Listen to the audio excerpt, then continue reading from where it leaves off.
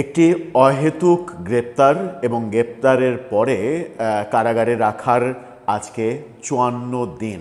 ৫৪তম দিনে এসে আমরা একটু স্মরণ করতে চাই গত ৭ই মার্চ বঙ্গবন্ধুর ভাষণ প্রচারের জন্য ঢাকা বিশ্ববিদ্যালয় এলাকায় টিএসসি এবং শাহবাগ থানার আশেপাশে সেই এলাকায় যে ঘটনা ঘটেছিল সেখানে কিভাবে মব তৈরি করা হয়েছিল এবং বাম নেত্রী ইমিকে গ্রেপ্তার করে যে এখন পর্যন্ত কারাগারে রাখা হয়েছে সেটা কতটা যুক্তিযুক্ত, সেই কাজটা যেটা করা হয়েছে কিংবা এখন পর্যন্ত চলমান সেটা এই সরকারের জন্য কতটা গ্রহণযোগ্য, কতটা বিব্রতকর, সেই ব্যাপারগুলো একটু বুঝে ওঠার চেষ্টা করব। সম্প্রতি ইমির মুক্তির দাবি অনেক বেশি উঠছে এবং সর্বশ্রেণীর মানুষের পক্ষ থেকে উঠছে, এমনকি এই সরকার কিংবা প্রফেসর ইউনূস সরকারেরও যারা এক ধরনের শুভাকাঙ্ক্ষী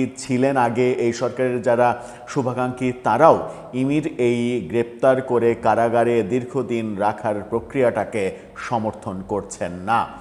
চলুন একটু জেনে দেখি যে ইমি গ্রেপ্তারের পরে এতদিন পর্যন্ত তার জামিন হচ্ছে না কেন, যখন আমরা দেখছি অন্যান্য ক্ষেত্রে জামিনের ঘটনা। থাকবেন পলিটিক্স টিভির নিয়মিত আয়োজনে।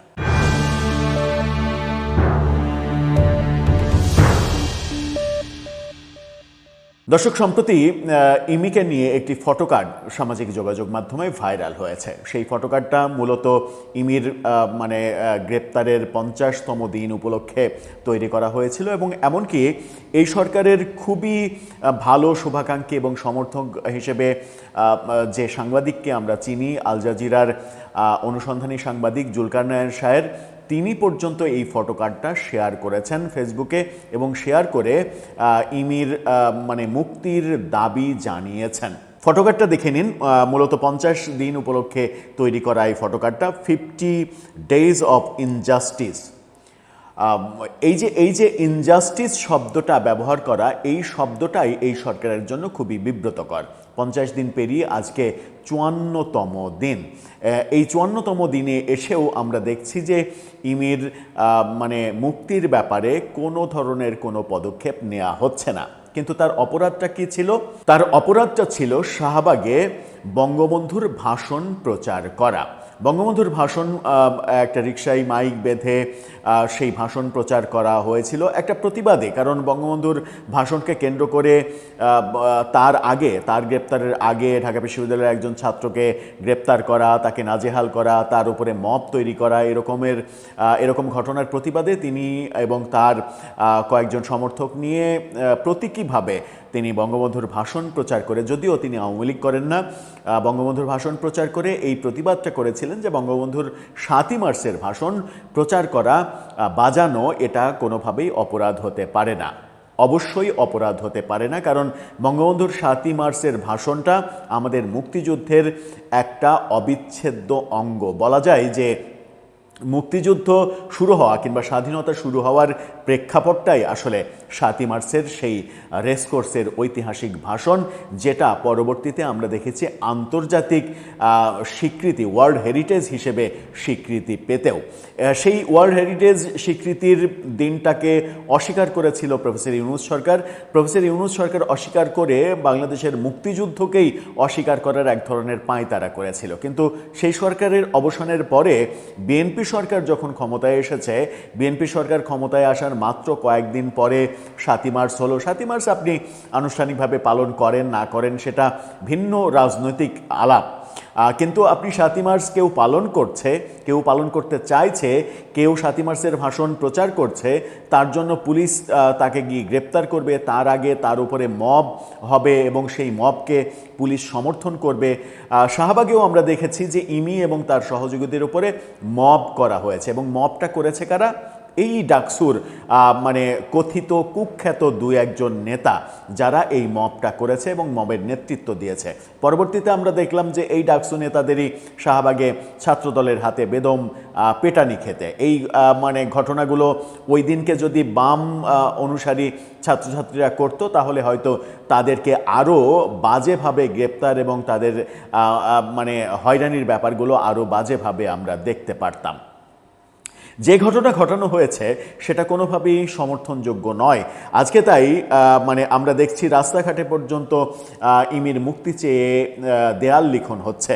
একেবারে রাস্তার ডিভাইডারে একটা লেখা আমাদের চোখে পড়েছে, সেই লেখাটা দেখে নিন। সেখানে ডিভাইডারে লেখা ইমি আপুর মুক্তি চায়। এই যে প্রতিবাদগুলো এবং এই যে প্রত্যাশাগুলো, এই প্রতিবাদ এবং প্রত্যাশাগুলো সরকারের জন্য বিব্রতকর হচ্ছে। কারণ এই সরকারটা প্রফেসর ইউনূসের মেটিকুলাস সরকার না। এই সরকারটা প্রফেসর ইউনূসের মতো মুক্তিযুদ্ধকে কোনোভাবে ভুলিয়ে দেওয়ার সরকার না। কারণ এই সরকারটা মুক্তিযুদ্ধের পক্ষের অন্যতম একটা বড় শক্তি। এই সরকার এবং এই দলের যিনি প্রধান এবং প্রতিষ্ঠাতা তিনি একজন মানে খেতাবপ্রাপ্ত মুক্তিযোদ্ধা, একজন সেক্টর কমান্ডার। বীরত্বপূর্ণ অবদান মুক্তিযুদ্ধে তার রয়েছে এবং অন্যতম বড় ভূমিকা তার রয়েছে। সুতরাং এই দল কোনোভাবেই মুক্তিযুদ্ধের কোনো কিছু মানে বিতর্কিত হোক কিংবা লাঞ্ছিত হোক এটাই সরকারের চাওয়ার কথা নয়। আমরা বিশ্বাস করি সেটা এই সরকার চায়ও না। আমরা এখন পর্যন্ত বিশ্বাস করতে চাই যে প্রফেসর ইউনূসের সেট করে যাওয়া অতি উৎসাহী পুলিশ এই কাজটা করেছিল। কিন্তু পরবর্তীতে আমরা যদি ইমির মুক্তির ঘটনা, জামিনের ঘটনাটা দেখতাম তাহলে ওই ব্যাপারটা বিশ্বাস করার একটা হেতু তৈরি হতো যে সত্যি সত্যি প্রফেসর ইউনূসের সেট করে যাওয়া পুলিশ বাহিনী অতি উৎসাহী হয়ে এই ঘটনা ঘটিয়েছে সরকারকে খুশি করার জন্য। কিন্তু সরকার তাতে খুশি হয়নি, সরকার দ্রুত তার জামিনের ব্যবস্থা করেছে। আজকে 54 দিনের মাথাতেও মানে এই কথা বলতে হচ্ছে এবং চতুর্দিকে যখন দাবি উঠছে তখন এই আলোচনা করতে হচ্ছে যে ইমি কেন কারাগারে, কোন অপরাধে? বঙ্গবন্ধুর 7ই মার্চের ভাষণ প্রচার করা কি অপরাধ? মানে এই রাজনৈতিক বিভক্তিকে আমাদেরকে আজীবন দেখে যেতে হবে। বাংলাদেশ যতদিন থাকবে ততদিন যখন যে ক্ষমতায় আসবে তখন তার মতো করে মানে ইতিহাস রচনা এবং ইতিহাসকে ভুলণ্ঠিত করার যে প্রক্রিয়া গত 55-56 বছর ধরে আমরা দেখছি সেটা কি এখনও অব্যাহত থাকবে? সেই জায়গা থেকে কি বিএনপি সরকারের কাছে আমরা প্রত্যাশা করতে পারি না যে তারা বেরিয়ে আসবে, তারা বেরিয়ে এসে মুক্তিযুদ্ধের যে অর্জনগুলো, মুক্তিযুদ্ধের যে বীরত্বগাথাগুলো, মুক্তিযুদ্ধের যে স্মারকগুলো সেগুলোকে কোনোভাবেই তারা রাজনীতির রং লাগতে দেবে না? সেই প্রত্যাশা আমরা করতেই পারি। প্রত্যাশা পূরণ করা না করা সেটা সরকারের ব্যাপার। সরকার এখন হয়তো সরকারের স্বরাষ্ট্র মন্ত্রণালয় কিংবা আইন মন্ত্রণালয় এই ব্যাপারটা মানে গুরুত্ব দেয়নি কিংবা ওইভাবে ভাবেনি যে এটা তাদের জন্য অসম্মানজনক, বিব্রতকর হচ্ছে, কিন্তু আমার মনে হয় যে তাদের ভাবনার সময় এসেছে। এর মাঝে আমরা দেখেছি যে সরকারের সমালোচনা করা, খুবই নগ্নভাবে সমালোচনা করা একজন জামাত মানে নেত্রী, তিনি গ্রেপ্তারের 24 ঘন্টার মধ্যে মুক্তি পেয়ে গেলেন এবং প্রধানমন্ত্রী সম্পর্কে খুবই বিশ্রী কুষ্টি কথাবার্তা পোস্ট করার পরেও তিনি মুক্তি পেয়ে গেলেন। আমরা দেখছি যে প্রধানমন্ত্রী সম্পর্কে যাচ্ছে তাই রকমের কটু কথা, অশালীন বক্তব্য দিয়ে ডাকসু নেতা মোসাদ্দেক, তার ব্যাপারে কোনো আইনি পদক্ষেপ নেওয়া হয় না। এই ব্যাপারগুলো যখন একদিকে দেখছি, অন্যদিকে 7ই মার্চের ভাষণ মাইকে বাজানোর অপরাধে ইমিকে 54 দিন কারাগারে মানে পচে মরতে হচ্ছে, এটা একেবারেই মানে অবিশ্বাস্য এবং এটা সরকারের নৈতিক দিক থেকে এক ধরনের দ্বিচারিতা বলেই অনেকে ভাবতে শুরু করবেন। সেই কারণে আমাদের বক্তব্য খুবই স্পষ্ট যে 7ই মার্চ মহান মুক্তিযুদ্ধের অবিচ্ছেদ্য অংশ, ওয়ার্ল্ড হেরিটেজ হিসেবে বিশ্ব স্বীকৃতি যে দিনটা, যে ভাষণটা পেয়েছে, শুধুমাত্র বঙ্গবন্ধু আওয়ামী লীগের প্রতিষ্ঠাতা মানে অন্যতম মানে নেতা বলে, প্রতিষ্ঠাতা তো তিনি নন, অন্যতম নেতা হিসেবে মানে পরবর্তীতে আমরা আওয়ামী লীগের কাণ্ডারি হিসেবেই তাকে দেখেছি, যদিও আওয়ামী লীগ সৃষ্টি তার নেতৃত্বে হয়নি, তবুও আওয়ামী লীগের প্রধান কাণ্ডারি তো তিনি। তো শুধুমাত্র আওয়ামী লীগ করার কারণে কিংবা আওয়ামী লীগের ইস্যু ভেবে এটাকে যদি ওইভাবে ট্রিট করা হয়, আমার মনে হয় যে বাংলাদেশের মুক্তিযুদ্ধকে প্রশ্নবিদ্ধ করা হবে। ইমির যদি অন্য কোনো অপরাধ না থাকে, শুধুমাত্র যদি ৭ই মার্চের ভাষণ প্রচার করা অপরাধ হয়ে থাকে, তাহলে কোনোভাবেই তার এই জেলে থাকা গ্রহণযোগ্য হতে পারে না। মুক্তি কি পাবেন তিনি? অন্যরা অনেকেই তো মুক্তি পাচ্ছেন, কিংবা অনেক বড় অপরাধীরা কোনো শাস্তি পাচ্ছেন না, কিন্তু ইমি কেন কারাগারে? সেই প্রশ্ন চতুর্দিকে উঠছে।